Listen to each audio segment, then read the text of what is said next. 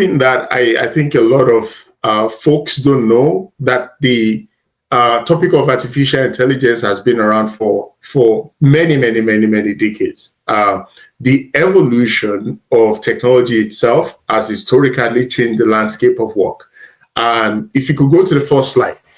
So there's a lot of buzz about AI. Everywhere you go, when you go to union meetings, when you engage with talent sourcing professionals, there seems to be like a palpable fear about how much of AI is coming in to take our jobs, how it's going to transform everything, how we don't have to do anything, and AI will just do all the work for us. But I think before we get into that, it's important to understand the historical evolution of work.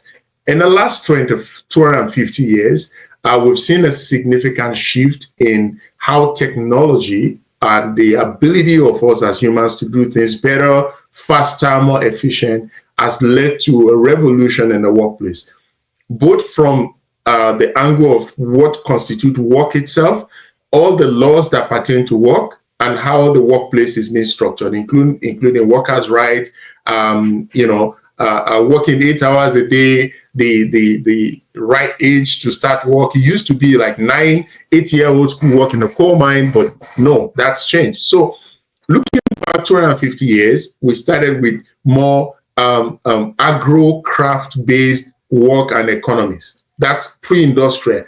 In those situations, you find people working literally tilling the land. Productivity wasn't great. And that's why you realize that at that point, there was a lot of famine because there were shortages. Population is growing.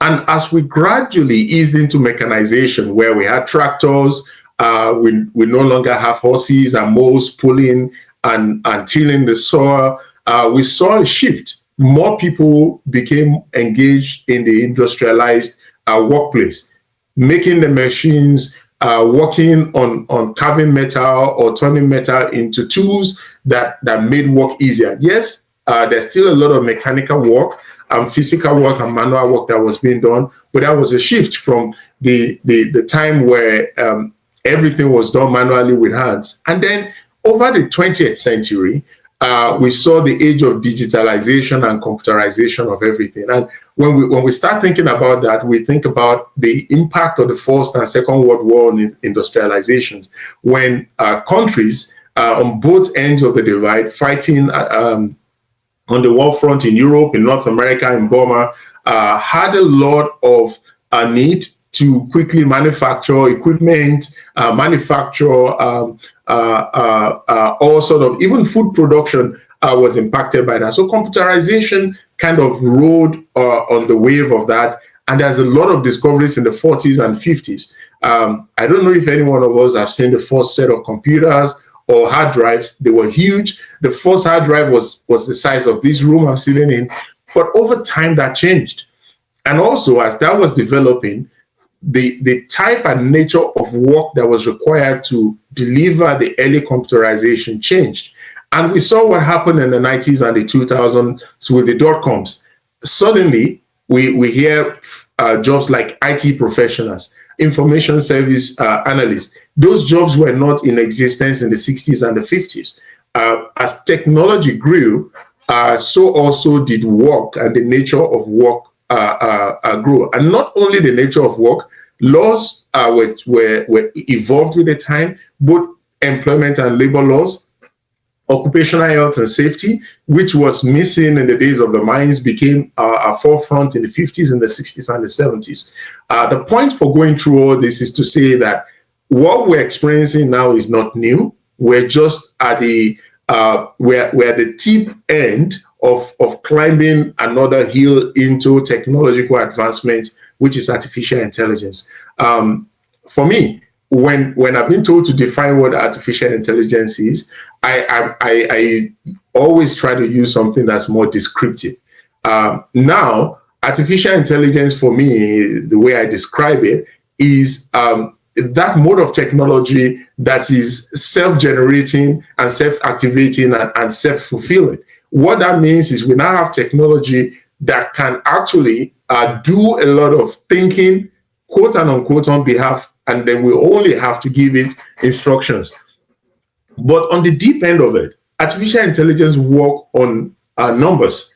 It works on occurrence. When you put things in ChatGPT and you want answers, it's not generating it. It's only going into the World Wide Web and gathering things together based on the request you've given it and presenting it to you in a more clearer, in a more concise version. And that's just one part of AI, which is called generative AI. You're just using it to generate information. AI can also be agentic, which means that you can now create, for example, you can create a secretary or an admin staff to actually do work for you in the backend. This is not a person. This is just AI collating your files, arranging them, and it's just based on pre-entered sequence. So we can go into the technology of it, but again, that's not the goal of this conversation. But as a starting point, where we are today with AI is not new. We're just in another phase of advancement, and that's where we're going into. And that phase will come with challenges around laws, confidentiality, privacy laws. The unions are concerned about it as to how many jobs are going to be lost. There's a lot of concerns that jobs are going to be shifted into, because now you can literally work from anywhere. The globalization we've so much talked about is more real than we've had it in the past. But again, this is just starting on what AI is. The whole conversation is about, should we be more worried about AI, or there's some other things in the workplace that we should be worried about? Because the focus here is, how will AI impact the future of work? And there are several ways AI can impact the future of work. And there's also several things that are growing side by side the advancement of AI that I think as HR professionals, not only HR professionals, I think as people managers, as people in marketing, as people in sales, as anywhere you find people, we should be thinking about it as much as we're thinking about the advent of AI. If you can go to the next slide. So I've talked about some of these. What is AI coming to do in the true essence of it? It's definitely transforming recruitment.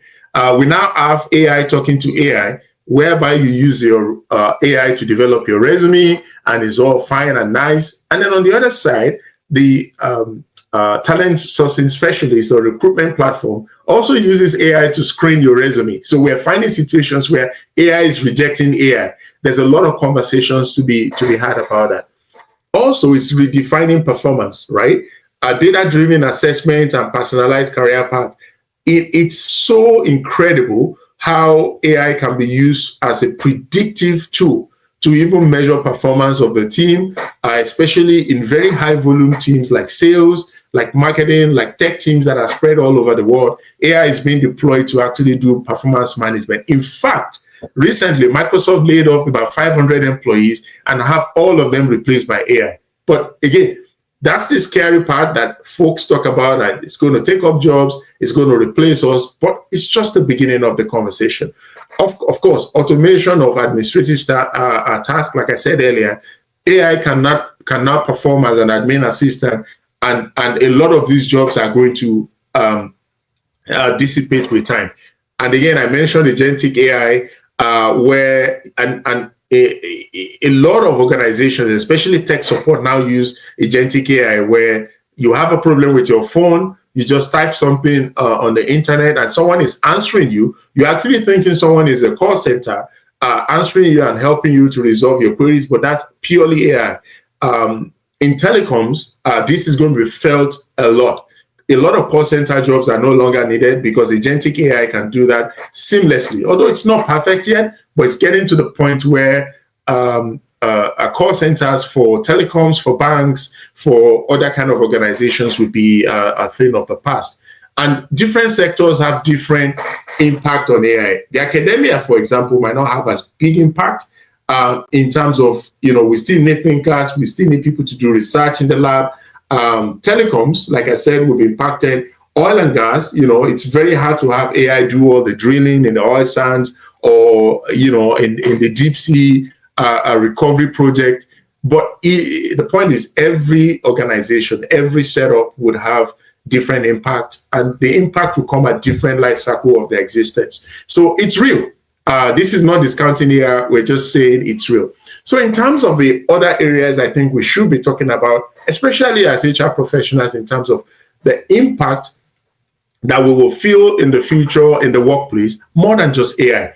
One of it is the biggest, is the generational change. The reality is that the baby boomers are retiring, right? When we talk about baby boomers, we talk about folks who are in their 60s to like 65 now, late 50s, and are going to be retiring in the next 5 years. The way they see work, their approach to work, they evolved with the dot-com years. They literally saw an accelerated growth in technology from the 80s, say from the early 80s or late 80s up to now. And now they're leaving the workplace. We have what we call the new generation coming to the workplace, and there's so much to be said about that. We'll go into that details. There's so much about climate and environmental sustainability.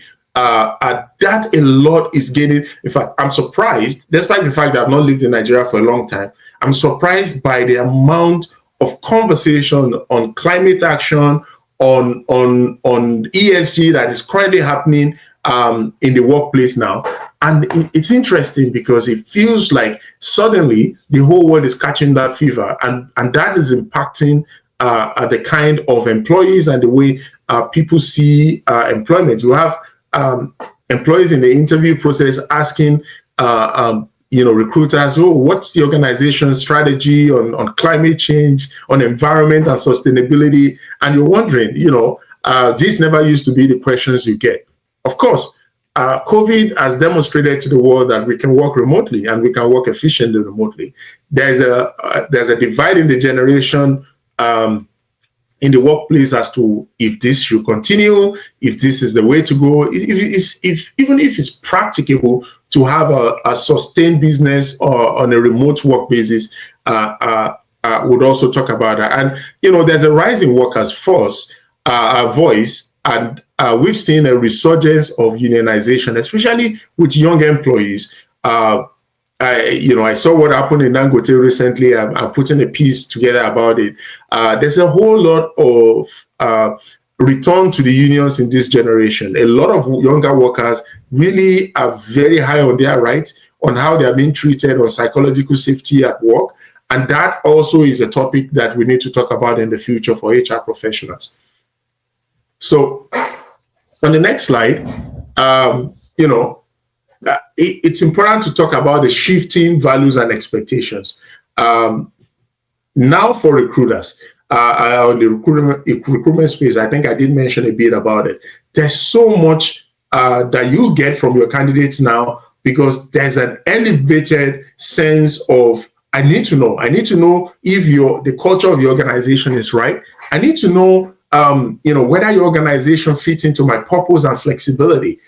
Flexibility is one great part, and it's not flexibility in terms of being able to take care of family, being able to, go to the kids' school and all that. That's not the only thing. Just flexibility. I want to be able to do my work at a pace that suits me. I want to be able to do my work at a pace that suits my personality type. A couple of years ago when I started my career, for someone to ask that would be like a no-no. But now we have a new generation of employees in the workplace who are concerned about that. So we should be thinking about how to make our places more inclusive, more diverse, and more accepting, without necessarily jeopardizing efficiency, credibility, safety, and all that. Because it used to be that we never used to think about it. We just think, no, this is the way to go. That's how to do it.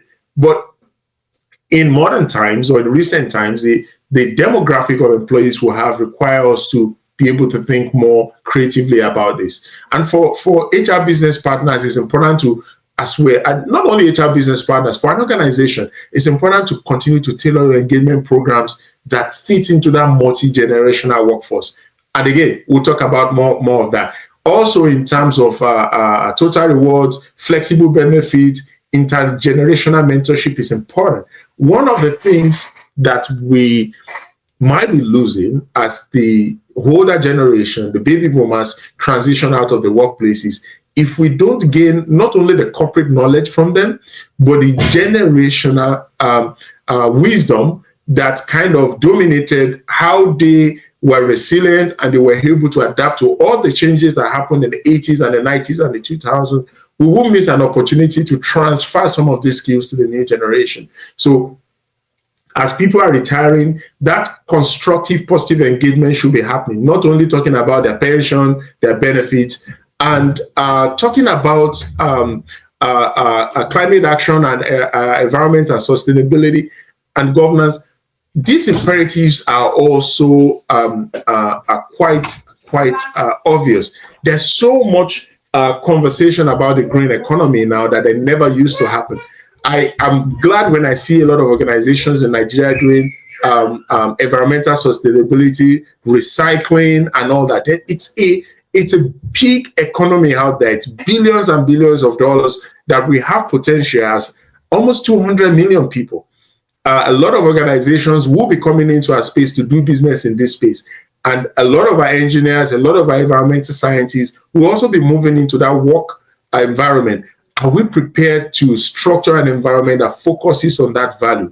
And that is a big gap, more than just AI, because think about it. We still need people to ensure that some things are done. For example, waste management is a multi-billion-dollar business, right?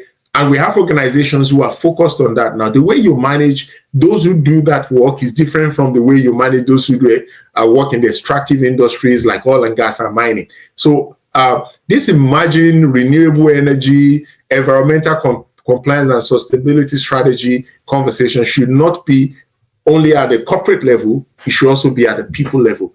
And the HR challenges there is around workplace planning and upskilling, embedding ESG in employer branding to say, hey, as an organization, we care about the environment. As an organization, we recycle. As an organization, we only partner with organizations that are concerned about what happens in our environment, because our environment is very much connected to our general well-being. And of course, the labor relations component of it. Sometimes when I look at what's happening, you realize that some of the things that's happening in the workspace, especially in the Nigerian space, is because our labors are not strong enough, our laws are not strong enough, and our unions over time have compromised on the real goal and gone a bit into politics. But it's important to if you find ourselves in that environment, to know what is important and to be able to divert attention to the real reason why we pay attention to that. Yes, on remote work, I think this, for me, in the last 2 years, have been one of those things that I've had to deal with significantly on different levels. COVID has shown us that we can actually work remotely, but that's not only the only conversation there. You know, the hybrid work as a new paradigm also eases mobility of labor. I see a lot of people, working on different projects. They're on platforms like, YouWork or something like that, where you can actually go there and pick up jobs across the world, right? Remote, how do you manage those workers? How do you manage the engagement? How do you manage the performance? More and more of that is going to happen, especially with the advent of AI, where it's possible to have global teams well synchronized. There's a program they're running that helps everyone deliver on their deliverables. It's important to talk about that. In terms of employee expectations, in terms of addressing the concerns of employers, because one of the biggest pushback you often hear from employers is, oh, I want my team to collaborate. I don't want my culture to be lost. But I made bold to say that I've seen organizations that are, in the last 15 years, they've mostly been remote, and they have a culture around it. So we should think outside the box when we're talking about remote work and help organizations and employers move towards this direction, if at all there's benefit to the organization. Unions are beginning to ask for flexible and remote work in their negotiation proposals. So it's going to be around whether we like it or not. I know a lot of organizations, big corporations, techs all over the world and the Silicon Valley, they're telling their employees to come in, but a lot of them are quickly realizing that their employees are leaving for lower pay, to less desirable jobs, so to speak, just because those organizations are smart enough to say, hey, we don't pay the big money, but you can come and work with us, but you can work remote. A lot of people will move for 30% less of income for flexibility. And that gives us something to think about. Again, talking about global mobility, cross-border work, that's going to continue to happen. So for HR professionals, managing distributed team, navigating global labor laws, and aligning compensation across regions is a topic that is going to be here long after AI is here. Because what happens is AI is going to create, in fact, I've been in some seminars where lectures have been delivered as to how many jobs are already being created by AI. Thousands, hundreds of thousands of jobs are now created because of AI. So yes, there is a possibility that artificial intelligence will take jobs away, but I make bold to say it's going to create more jobs, especially remote work. So it's important to start thinking about that and how we manage employees in the remote work, more than just, hey, when are we going to bring workers back to work? I think that conversation will change, especially if you parallel that with the demographic of workers that are coming to the workplace. Younger people want flexibility, and remote work is one of the core cardinals of flexibility in the workplace. So we can either fight it or be creative and be futuristic and provide the right guidance to the decision makers, which is the organizations that want to exist beyond just when AI becomes the norm. So that's one big element.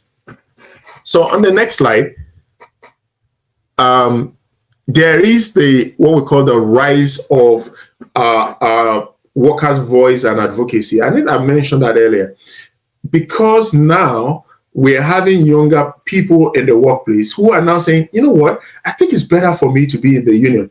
Because there are situations where skilled trades, when I say skilled trades, those who work in blue-collar roles in non-union environment are being paid, for example, say $50 per hour, and those who are part of the union are being paid $150 because they're part of the union. Where would young people want to go? They want to go where it's $150. So that is gaining some notoriety. Prior to a couple of years ago, unionization was going down because folks were tired. They just think the union dues were useless.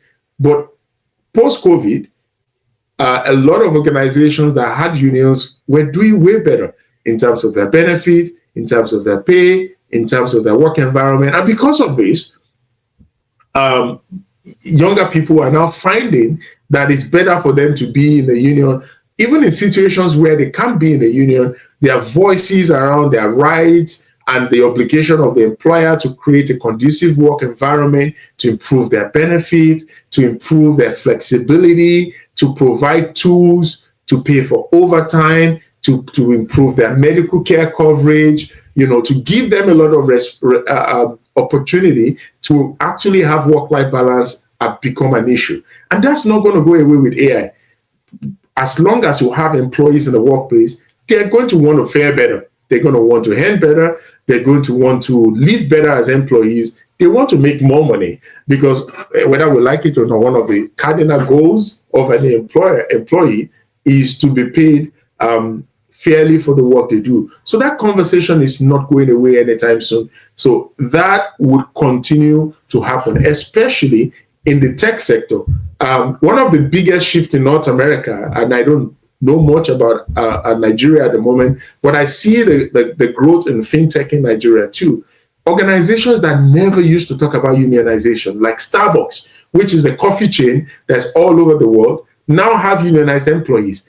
Amazon warehouses now have unionized employees, and the rise in the voice around unionization is increasing because workers have seen that being part of the union actually improves their overall employment experience. So that is something that will continue to happen. One particular issue that is also sensitive in the workplace that will continue to be an issue, especially with AI, is the issue of confidentiality. Because the crazy thing currently about AI is all the information you are putting in the system about yourself, you're trying to find out if your profile is right enough, you're putting your resume in AI. You don't really have control over where all this is going. You don't know where it's being stored. You don't know where it's being used, what it's being used for. And I of us bother to read about the fine lines before we sign up for any of these tools. So it's going to continue to be a conversation on how do we keep our data privacy intact. And this is going to be dependent on various laws across different countries. I have done a piece on confidentiality and privacy under the Nigerian law before, and I have a lot of concerns because we don't really have as much evolved what we call jurisprudence around confidentiality and data protection.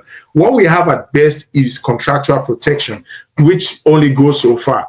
So it is a conversation that will happen as we have even AI advance in our environment, because you have to interact with AI in terms of exchanging data to be able to get some feedback. And then where is that going? Where is that going to be kept? For in terms of recruitment, candidate offers and compensation, performance review, disciplinary process, for example, total rewards, salary bonuses, benefits data. If you use AI to either organize, review, or generate this data, and you exchange organizational data or you exchange personal data with that, what protection does the organization have? Is the employee who owns that information aware that you're doing it? That's why a lot of organizations currently have very, very strict confidentiality policies around the use of AI, and they should. I think it's very important. And if an organization doesn't have that, you as an HR professional should be ensuring that that conversation is happening, and also educating those who are in sensitive areas, who are using sensitive employee data on how to manage data privacy of employees in the workplace. And I think that's going to continue to happen.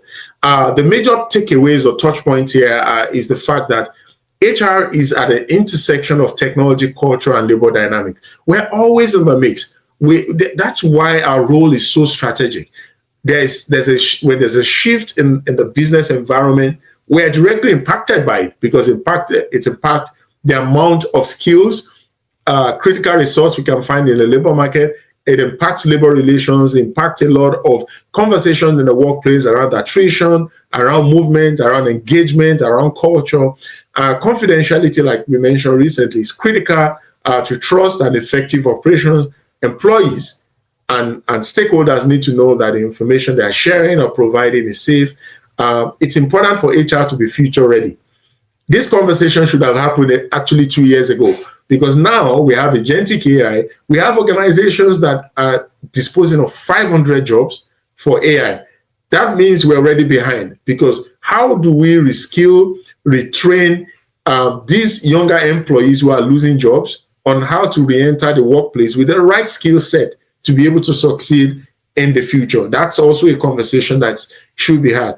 The multidimensional change requires adaptable policies, proactive engagement. Like I said, we should be having this conversation 2 years ago, and then continuous learning. One thing I have seen interacting with AI in the last 2 years or so is the reality of how much of learning and relearning and relearning and relearning that happens, because the frontiers of that technology is moving at almost at a geometric progression. Most of the technology advancement happen in a particular sequence. I recall having a Walkman with a cassette, and now we have a Walkman with a CD, with a DVD. We have those USB like music tools that we can plug. I forgot what you call them. Apple had a whole lot of them. And then suddenly now, the only way I listen to music is to subscribe to YouTube or subscribe to another music platform. I don't even need anything more than my phone. My phone can do most things, like equipment that can fill this room in the 80s would do. But now AI is moving very fast. You wake up the next day, you're talking about agentic AI, you're talking about AI hallucinating, you talk about AI in the tech industry, in healthcare. It's moving very fast. So there's a whole lot of need for us to learn. And the way we can learn is to subscribe to, maybe sometimes podcasts, to listen to a conversation like this, to read books and journals about AI, because we always as HR professionals should stay ahead of the curve. We should always know what is coming. We should not be reactive to it, because that's how we can demonstrate our value to the organization that we support, and then create confidence that we know what we're doing. We don't have all the answers. No one has all the answers with what is coming, but having the knowledge of what is coming is a good place to start as we're looking for solutions, we're looking to evolve, we're looking to be able to support our employees and the organization we support to evolve into the future, and not to be left out.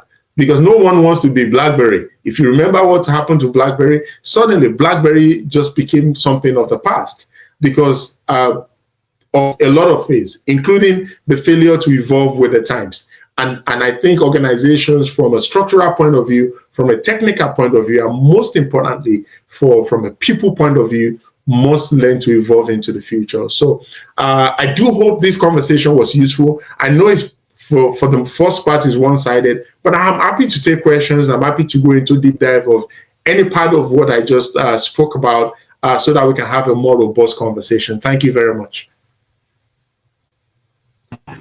All right, thank you so much for this insightful section.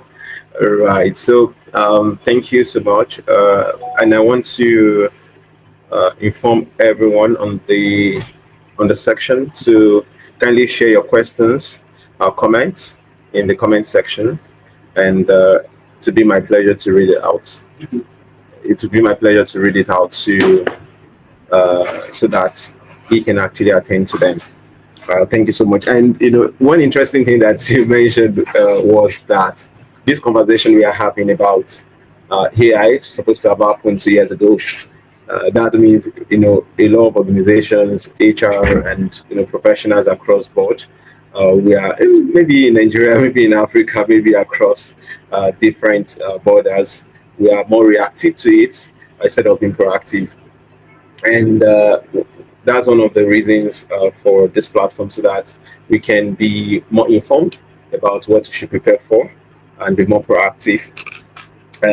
Yes, and I know that a lot of, and when you mentioned that there should be policy around how we use AI, the use of AI in organizations, that actually got me, because even for us, we have been working on reviewing a lot of organizational policy, HR policy across board, but we've not even settled down to say, oh yes, we have to be concerned about that. And that's one of the reasons. I think I read your article on the confidentiality issue with the use of AI in current workplace, and which is very, very interesting to me, because when you mention all those things, I just feel like yes, I've fed here, especially for generative AI. I've fed generative AI, the likes of ChatGPT, DeepSeek, and the likes. I've fed them with a lot of information. I feel to some extent this generative AI even know me more than myself, right? Because they can refer to a lot of content that I've even used on those platforms. So I have like a very, I have a question while I await other people on the in the section to drop their questions, to share their comments as well. So I'm so concerned about drafting policy on the use of AI. Is there, would that actually limit the use of AI, especially for generative AI? How is that possible in setting boundaries, right? Because how can we monitor it when it comes to the personal use? When it comes to, for instance, I have to develop a concept note on a particular project, and I'm using it for myself. The organization cannot maybe manage it. How can we create that balance or boundary when it comes to personal use and the use of generative AI or AI for organizational purpose?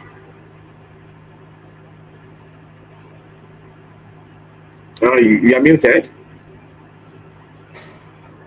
Thank you very much for your question. That's always a very tricky one. For larger organizations that have extensive IS expertise, there are ways to not monitor, but I say ways to safeguard organizational uh, confidential information, like attaching documents that, it's very patent that this document is an office document. That's one way. The other part is just sometimes the policy is about sensitization, right? Before you put anything on AI, because there's so much gray area here, right? But before you put anything, be mindful that you're not using names, be mindful that you're not using anything that is related to the organization. So that your policy can be more of awareness than gatekeeping. But it's also gatekeeping in a way, because if individuals who are using it are aware that, hey, if I'm going to ask AI something, I shouldn't just copy a sensitive invoice and just put it in AI and just upload it there, right? That's one thing, because again, you don't know where it's going, and there's no guarantee that it can be used. And again, we also have collective responsibility to prevent the kind of hallucination that happens on AI, because people post things that are not real there too. But the quality that you're getting back is also based on the conglomerate of all the information that's been put in. People don't know that the information you get back, sometimes it tells you, especially when you're using ChatGPT, it tells you where all those information is being pulled from. So from a sensitization point of view, it's still important to have that. Don't put confidential, don't put people's names, don't put people's salaries, don't put information that can be traced back to the organization in any way. Just use it responsibly. That policy, I think it's a starting point until we have more clarity around where the information is stored or how the information is being used. I think it's just a safeguard and also an education for individuals who are interacting with artificial intelligence tools and generative AI like ChatGPT or DeepSeek. All right, thank you so much.